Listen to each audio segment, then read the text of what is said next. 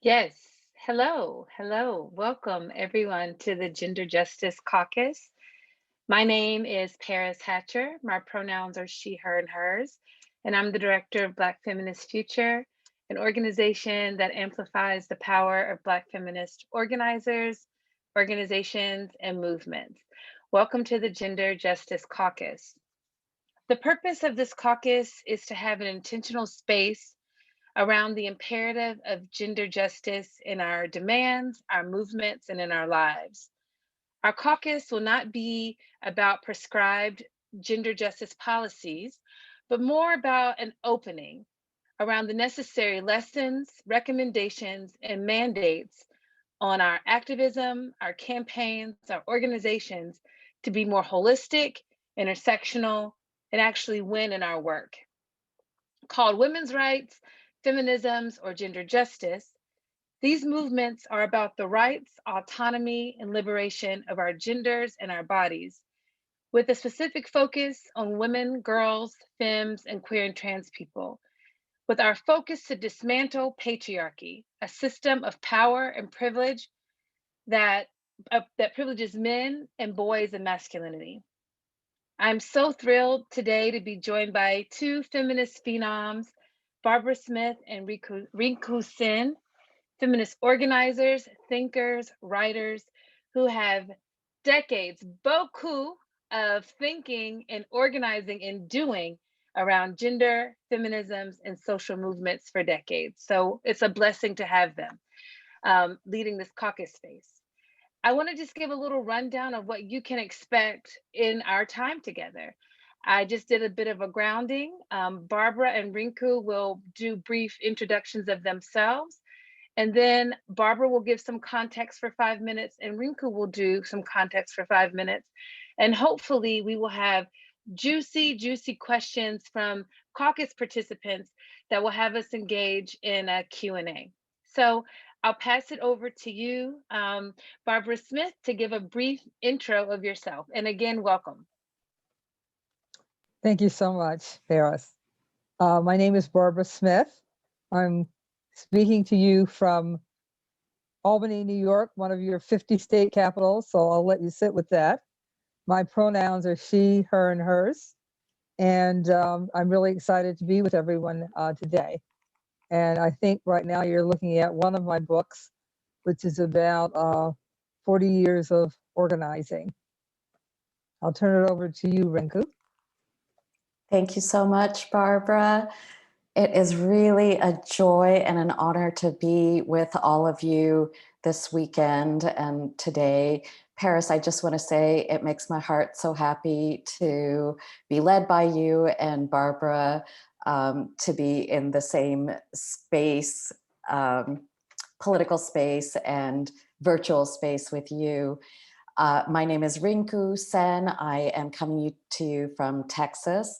My pronouns are she and hers. My history, most of it, is in racial justice organizing. And my day job is as the executive director of the Narrative Initiative. Thank you for including me.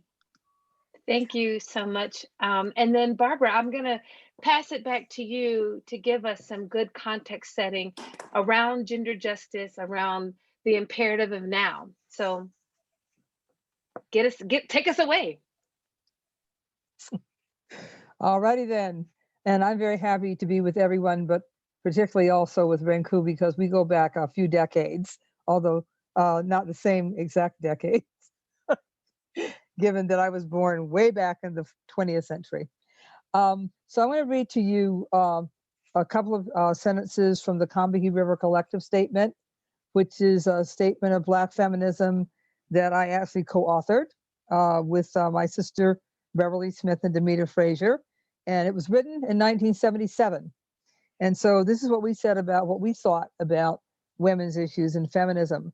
We said the most general statement of our politics at the present time would be that we are actively committed to struggling against racial, sexual, heterosexual, and class oppression, and see as our particular task the development of integrated analysis and practice based upon the fact that the major systems of oppression are interlocking. the synthesis of these oppressions creates the conditions of our lives. Those words and the rest of the words in the statement, the Combahee River Collective Statement, actually pushed the women's movement, the second wave of the women's movement, into a different direction. And that's a direction that we benefit from to this day, because we were letting everyone know that feminism, first of all, was for women of color, and that women of color were affected by issues of sexism and misogyny. Now we even have a specific name, which is misogynoir. But we also had a really expansive understanding of what qualified as a gender issue, as we would have said back then, a women's issue. And that's a kind of consciousness that we can still benefit from today. All issues actually about justice have impact upon the lives of people who identify as women, as trans sisters, as gender non-conforming people, as femmes. All of those issues have impact. So if we're talking about the minimum wage, for example, we have to look at that. How does working on getting a living wage, even better than a minimum wage, how does working on a living wage function and work in the lives of people who are also oppressed because of their gender, their sexual orientation, their gender presentation, their gender identity or sexuality? So you begin to see how that works. We would talk, if we were talking about, for example, the prison industrial complex and mass incarceration. More and more people who are identified as women, and also people who are trans. And when people who are trans, whatever their gender identification, when they go to prison, when they are incarcerated, they face a huge number of not roadblocks, abuse and danger that those who are not trans, who are cis, face when we go into that belly of that beast, which is our terrible prison system. So we always have to be thinking about, how does it affect all women, and how does it affect all people of various classes, people of different races and ethnicities. We also have to look at our issues in an international perspective. How does militarism and warfare affect families, and particularly women and those families? So we have to have a really, as I said, expansive vision. And I feel like the way that you really build that is through movements. That it's movements that get us to where we need to go. I know that we're focusing on a change in administration now, which of course is that's a good thing, given the chaos that we have endured for the last 4 years, including right up to last week. But at the end of the day, it's our movements that push gender justice and all other forms of justice forward. So that's really, that's just like a little thumbnail view of what could be a really longer discussion. But we have more time, and I look forward to hearing from everyone, and particularly Rinku. Yes, thank you so much, Barbara. And now Rinku. Thank you. First of all, I cannot believe I forgot to say in my introduction that I'm co-president of the Women's March. I do not want any of my Women's March sisters to feel like I have abandoned you. I am only here because of you. So yay, Women's March, join it if you're not already a part. Along with Barbara, I want to encourage us today to defend feminism and feminists. Feminism is the key to gender justice. We're not going to have gender justice if we aren't actually feminists and pushing the entire country in a feminist direction. And as Barbara said, gender is part of every issue. I don't care if you're working on the environment or working to end war or working to make sure everybody has housing. It doesn't matter what issue draws you the most. I guarantee that issue has a gender dimension. And if we don't believe that women have the right to self-determination, to freedom and liberty, to fight off control by men, we are not property, we are citizens, we are not second class, we are fully invested in the society. And sorry, something strange happened on my screen, but I'm going to keep going. So we can't buy into anything about how we're now post-feminist as a society, how women have everything that they need. And when we look at any issue, we have to be prepared to take a gender lens to it. And adding to that gender lens, a race lens, a sexuality lens, a class lens, an ability lens. And just because we have multiple lenses, it doesn't mean that that any of them diminish each other. It's entirely possible to look at a problem through all these different perspectives. And in fact, that is what we have to do if we're going to solve problems for everyone. So I just want to note that there are lots of different kinds of feminisms, and they're not all super progressive. They don't all include all of us. But when we are critiquing certain kinds of feminisms, let's not erase our kinds. Let's not erase us and our feminism and the fact that we too are moving the country and our communities in feminist directions that actually include all of us. I want to focus the second part of my comments on what it means from a policy perspective to be that inclusive. There are lots of policies in our country that are called universal, but that aren't, that don't apply to everybody, that have exceptions and exclusions, often that were negotiated by our politicians in order to get one thing. The example I'm going to use is the tipped minimum wage. The federal minimum wage in this country is $7.25 an hour. The tipped minimum wage is $2.13 an hour, and it has not changed in some 30 years. So tipping is a holdover of slavery. When emancipation happened and Black people were free and needed to then be paid a wage for their actual labor, white supremacists came up with tipping as a way to make Black folks who were in service positions, which was many, act right, act right. If they don't act right, we're not going to pay them. That is the origin of tipping. Today, tipping puts women restaurant workers, women who are servers in restaurants, at a much higher risk of sexual harassment than they would be if they weren't relying on tips to make their living, because male diners are thinking, is she flirty enough? Is she cute enough? Is she gonna report me if I try to grab her ass? And structurally, tipping forces women in restaurants to act right.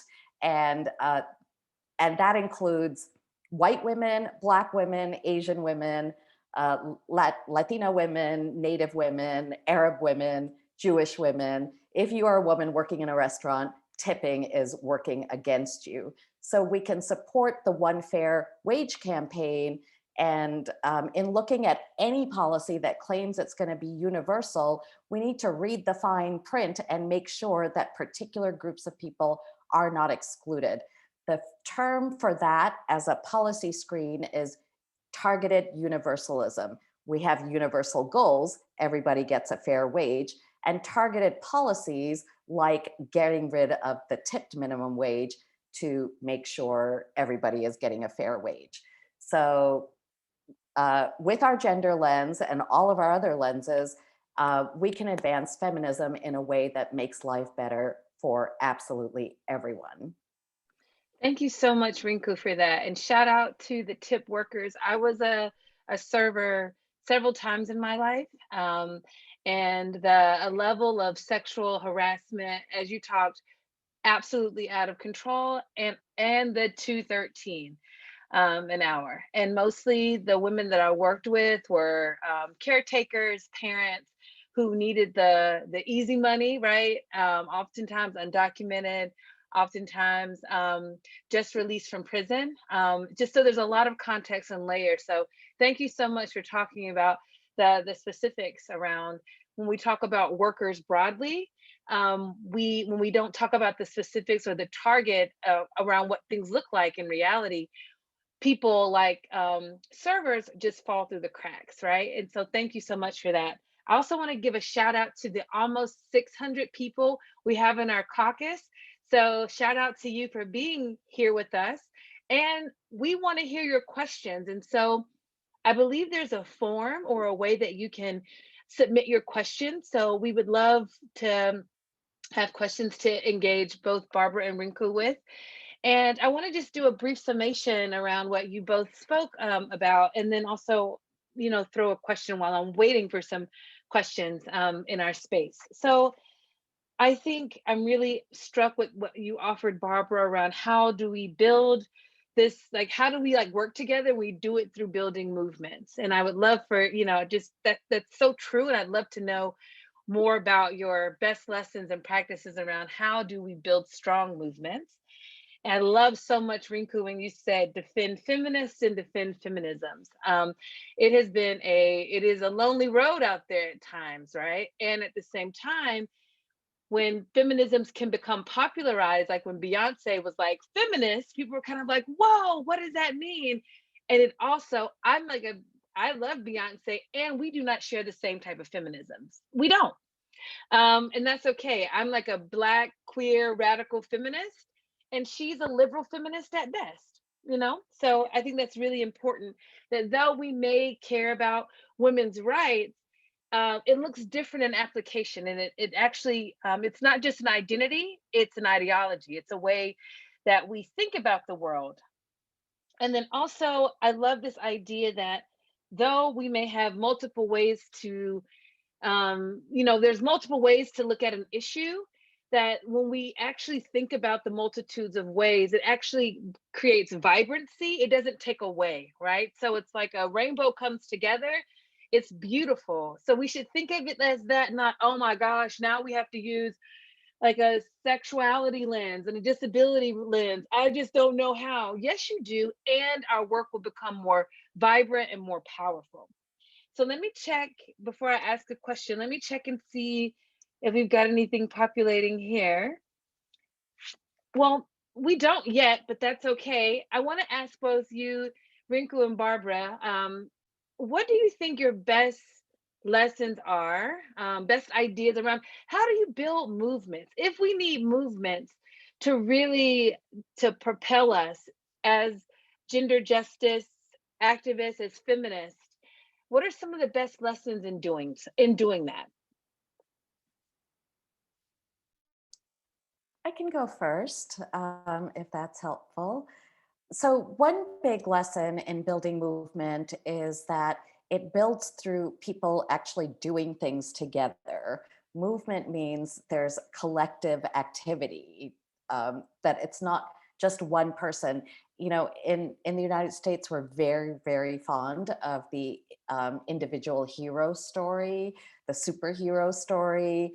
We love our heroes, and there are many, many heroes and sheroes, but when we are grounded in movement, we recognize that it's a group of heroes. There's never just one. And that each person who's in that group brings her own or their own talents and heart and spirit to that work. And that all comes together to make a creative foundation for us to do things from, for us to campaign from.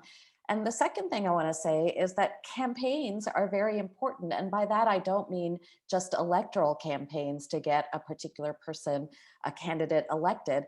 I mean campaigns to change specific policies or practices that are used by the institutions that we relate to, the hospitals we go to, the city council that we elected, the schools that our children go to, the grocery store that we shop at, if there are problematic practices or policies in those institutions, one way that we build movement is to go from recognizing a problem to breaking it down as an issue. In organizer language, old school organizer language, that used to be called cutting the issue.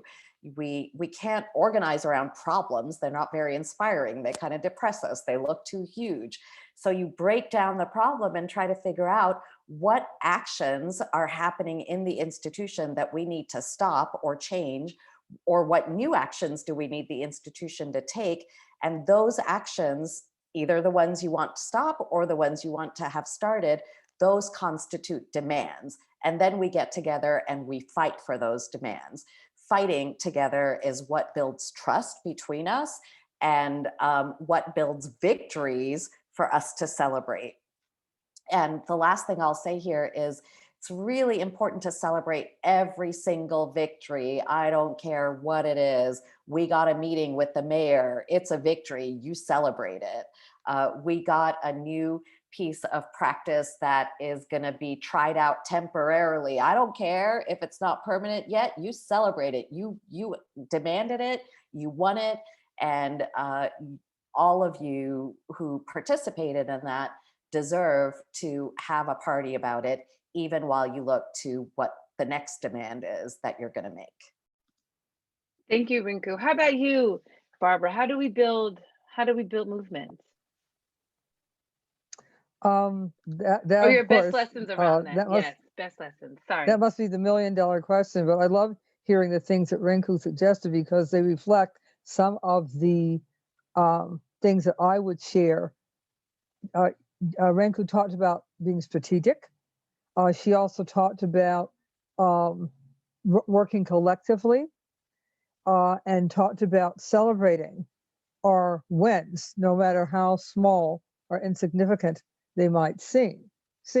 One of the things that I always say about doing political work, not exactly the same, but that's political work and movements, is that if you are not feeling fulfilled, if you're feeling miserable, stressed, unseen, exploited, or whatever within the context of a movement, you got to, in the context of doing political work, you got to move on.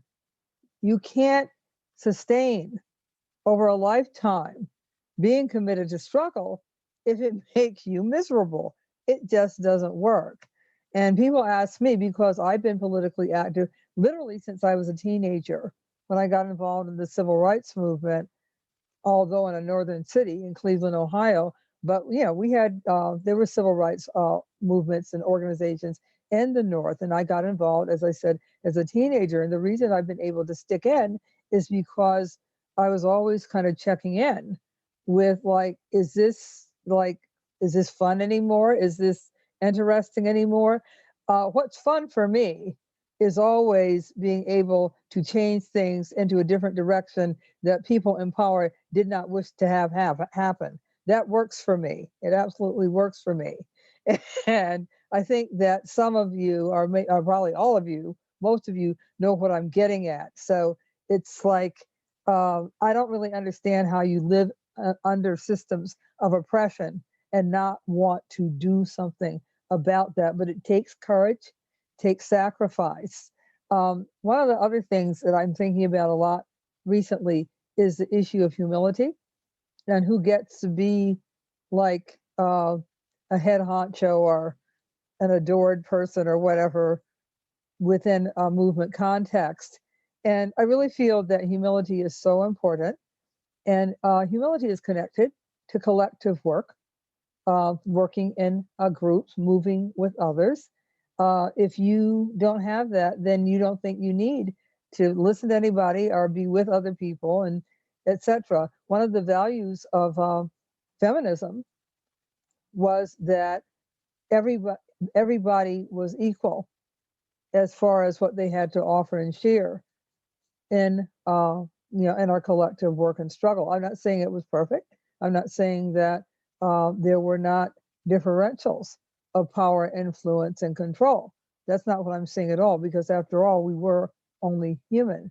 But the perspective was that if everybody in that circle hadn't spoken yet, you got to speak once, and then everybody else, and then you got your second turn after everybody had spoken once. And that may seem like nothing, but it's what makes people want to come back and struggle some more. Also, the issues that you pick have to speak to you, like Black Lives Matter, stop killing us. That, that's working for a lot of us these days because we're tired of it. Thank you so much. As y'all were speaking, we got so many questions and we have only 5 minutes. Okay. So are y'all ready for the lightning round? Okay, so I'm gonna put a question out there and have you do a lightning round response. And I'm hoping we can do at least 3 questions from the audience. Okay, so should we revive consciousness raising? As a young feminist, I found them so powerful. So what do y'all think? I think we should. I mean, we kind of do it, Black Feminist Future, but what do y'all do? What do you think? Should we revive consciousness raising? Yes, we should. We should have study groups. We should have book groups. We should have movie nights. We have so many resources for consciousness raising circles now that Barbara didn't have when she started in the 70s, and I didn't have when I started in the late 80s. So they can be virtual, but I also love the idea of just sitting in your friend's living room when we're able to do that again. Barbara, how about you? I got lost for a little while, or separated, I should say. Yeah, of course, yeah, we should do consciousness raising. I particularly like the study group part of that. I feel like it's so important to know what our ancestors were doing, how did they address problems that are similar to ours, and the fact that we still have some similar problems like white supremacy, like patriarchy, like racial capitalism, does not mean that we have failed and doesn't mean that we didn't accomplish anything. But yeah, I think collective study, collective just support and exploration, which is what a consciousness raising group would do. I think that's good. I agree. I think it's so necessary. We're looking for belonging, and those spaces give belonging. Okay, another one. Gosh, there's so many great questions. So I just saw one, and it just like, oh, what do you, okay. Oh my gosh, let me just try to find again. They're like, and they're like moving because they keep like populating. Y'all are just so amazing. So there was a question around how do we keep momentum going to further our feminist agenda? So how do we keep momentum around a feminist agenda? And I think in particular because there was like a peak and then it like, they called as waves, right? Like these waves of feminist activism. And I think now we're in this really interesting place where folks are curious around feminism. So how do we keep building the momentum? I would say that it's important to get out the message that working on gender justice, if you call it feminism, womanism, whatever you call it, it really is for everybody. And I don't think I quite said this before, but I think that movements that are working on other issues, like say economic justice, uh, trying to do something about the 99% versus that 1% that is hogging far too much.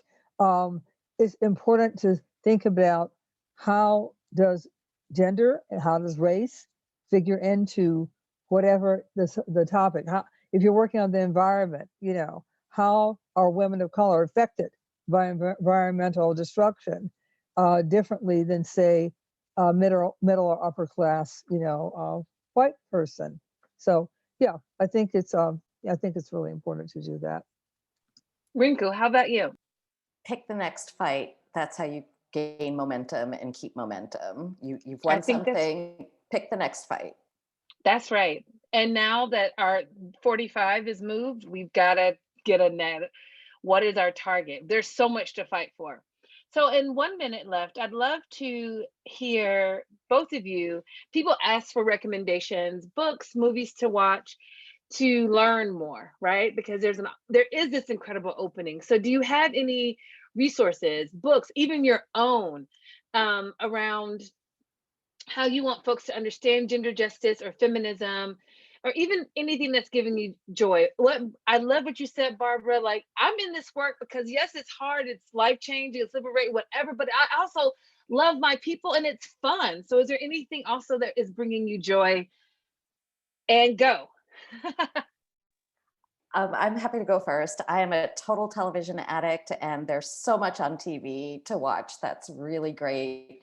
And I'll just do a quick plug for my first book, which is called Stir It Up. It's a primer on organizing, featuring the lessons from a dozen women's organizations around the country. There are many, many used copies of it floating around the world. So buy it cheap, buy it used.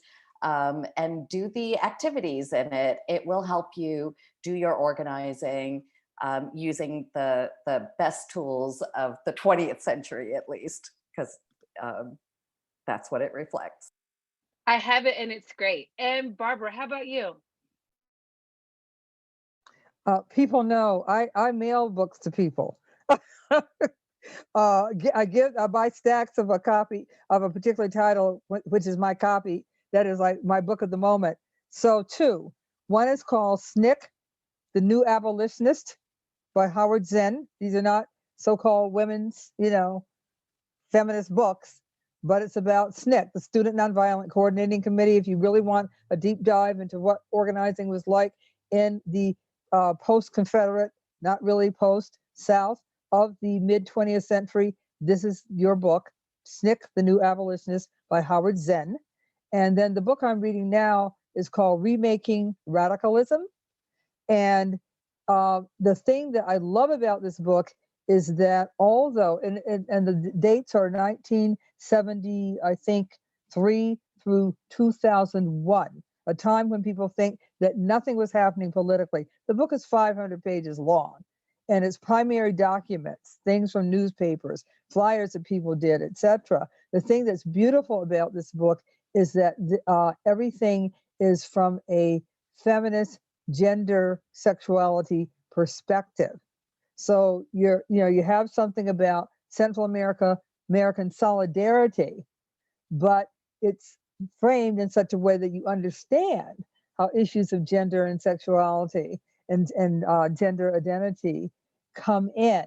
So it's just like really, that's my book for now, Remaking Radicalism. I want to thank you both so much for your brilliance, for your insight.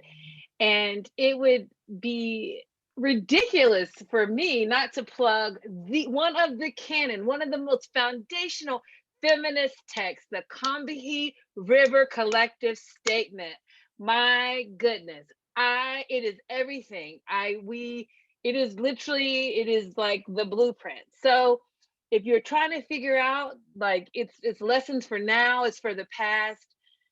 Thank you, Barbara Smith, for your brilliance on that document that transcends time. Read it if you don't have access to it. You can buy it, buy home. It's all around. So it's all the things.